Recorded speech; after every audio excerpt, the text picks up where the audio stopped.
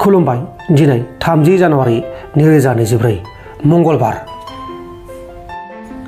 जरहाटआव लामानि जाब्रबथाय जानानै सानै सुबुंनि जिउ खहा जादों आरो गुबुन सासेया गोब्राब जोखोम जादों। साथाम सुबुङा प्रग्रामनिफ्राय न' फारसे थांबाय थानाय समाव लामा ससेयाव बे जाथाया जादों आरो बे जाथायाव सानै सुबुङा जायगायावनो जिउ गोमादों। थैनायफोरनि मुङा जाबाय बिश्वजित बनिया आरो सिद्धार्थ हाजरिका। गुबुन सासे जोखोम जानायनि मुङा जाबाय पिंकु बनिया। धुबरी पुलिसा आयेननि बेरेखा लांनाय 2000 केजि गय गोरानजों लोगोसे जाथायाव लोब्बा थानाय सासे दायनिगिरिखौ एरेस्ट खालामदों। हमजानाय दायनिगिरिनि मुङा जाबाय जामाल आली। जामाल आलीआ गय गोरानखौ आयेननि बेरेखा बङाइगावनिफ्राय बेंगल फारसे लांनो नागिरदोंमोन, नाथाय लांनो हायासै।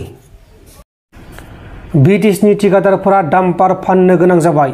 फैबाय थानाय एमपि इलेक्शननि उनाव प्रमद बर'नि इउपिपिएल पार्टिया 80% खम जागोन होननानै गौतम बसुमतारिया बुंदों।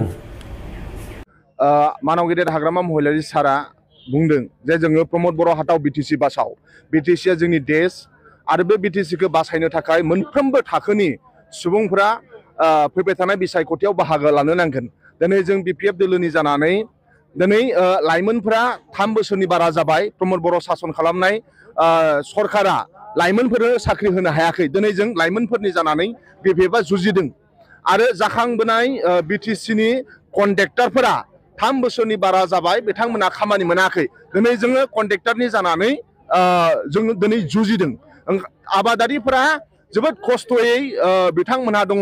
इरिगेसन प्रजेक्ट आबादारिफोरनि थाखाय प्रमद बर'आ बे सरकारा जेबो खामानि मावाखै। दिनै जोङो बिपिएफ दोलोआ आबादारिफोरनि थाखाय जुजिदों।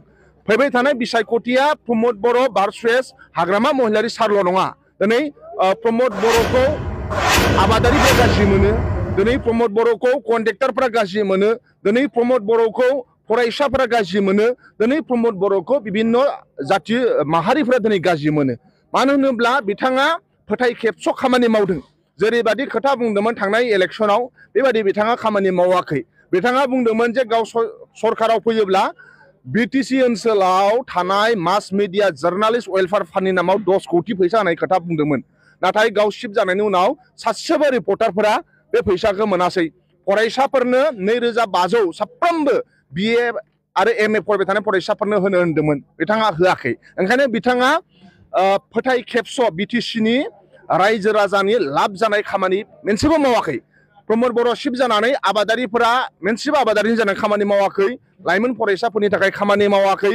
बिटिसिनि कन्ट्रेक्टरफोरा इभेन डाम्पार फाननो गोनां जाबाय, जेसिबि फाननो गोनां जाबाय। ओंखायनो दिनै प्रमद बर' हारसिं, इउपिपिएल सरकार हारसिं आरो गासै बिटिसिनि हारि माहारिनि बे फैबाय थानाय जुजिनाया बिपिएफ दोलो जोंजों मानाव गेदेर हाग्रामा महिलारि सारजों बिटिसिनि कन्ट्रेक्टरफोर दङ, हाग्रामा महिलारि सारजों बिटिसिनि आबादारिफोरा दङ, हाग्रामा महिलारि सारजों बिटिसिनि लाइमोनफोरा दङ, हाग्रामा महिलारि सारजों बिटिसिनि फोरोंगिरि सानसुमै मेलेमजिबिफोरा दङ, हाग्रामा महिलारि सारजों बिटिसिनि मोनफ्रोमबो हारि माहारिफ्रा दङ। मानो होनबा बिथाङा बे ओनसोलखौ जौगानाय खामानि मावदों।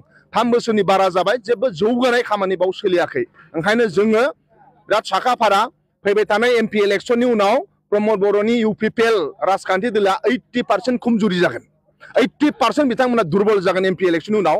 आरो फैबाय थानाय 2025 बिटिसि इलेक्शननि उनाव 100% दुर्बल जागोन इउपिपिएलआ। आरो 2026आव जेला स्टेटनि एसेम्बलि इलेक्शन जागोन, एमएलए इलेक्शन 2026आव मानाव गेदेर प्रमद बर'आ एमएलए केन्डिडेट होनो थाखाय सासेबो केन्डिडेटनि जग्यता मानसिखौनो मोननाय नङा। केन्डिडेटनि थाखाय बिथांमोना क्राइसिस जागोन। बेबादिनो जोङो खामानि मावगासिनो दं। मानो होनबा जाय मोजां खामानि मावो बेजों इसोरा दङ। दिनैबो एनडिपिनि गोबां दैदेनगिरिफ्रा जोंनि बिपिएफ दोलोआव फैदों। मानो होनोबा जों कारापसन फ्रि मोनसे सरकार बिटिसिखौ जोङो सासन खालामनो नांगोन। दिनै इउपिपिएल सरकारा 30%, बे बिटिसि सरकारा रायजो राजा गोरिबफोरनि थाखाय सरकार जानानै नङा। अफ दि 30% फर दि 30% जानानै दङ।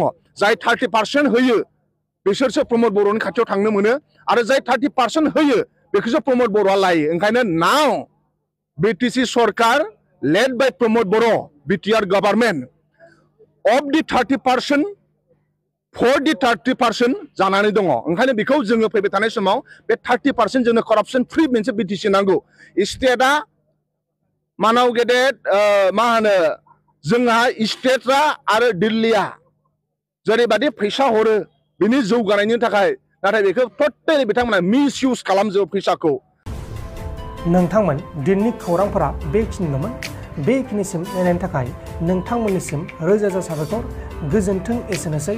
जय बर' हारिनि।